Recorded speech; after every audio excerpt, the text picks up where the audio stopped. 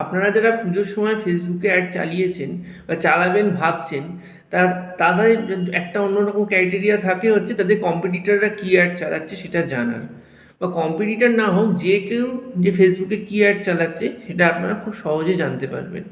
সেটা কিভাবে, চলুন দেখে নেওয়া যাক।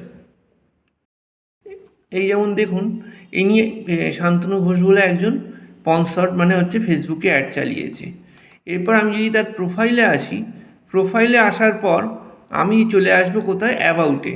অ্যাবাউট থেকে আমি কোথায় চলে আসব, পেজ ট্রান্সপারেন্সি। পেজ ট্রান্সপারেন্সি থেকে আমি আসছি কোথায়, পেজ ট্রান্সপারেন্সি থেকে আসছি হচ্ছে গো টু অ্যাড লাইব্রেরি। এখানে আমি ক্লিক করব।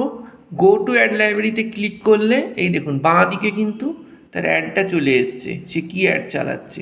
এবার সি অ্যাড ডিটেলসে যদি ক্লিক করি, এই দেখুন বাঁ দিকে তার অ্যাডটা পুরো আসছে। ইনি মনে হচ্ছে দুটো অ্যাড ভেরিয়েশন তিনটে অ্যাড ভেরিয়েশন বানিয়েছেন, ইনি মনে হচ্ছে লিড অ্যাড চালাচ্ছেন। আর এই দিকে হচ্ছে যেটা ওনার ডিটেলসটা, ওনার নাম, উনি কী মানে ব্যাপার স্যাপার সব রয়েছে। এইভাবে আপনারা কিন্তু খুব সহজেই আপনাদের কম্পিটিটররা বা যে কেউ ফেসবুকে কী অ্যাড চালাচ্ছে সেটা আপনারা দেখতে পারবেন, জানতে পারবেন।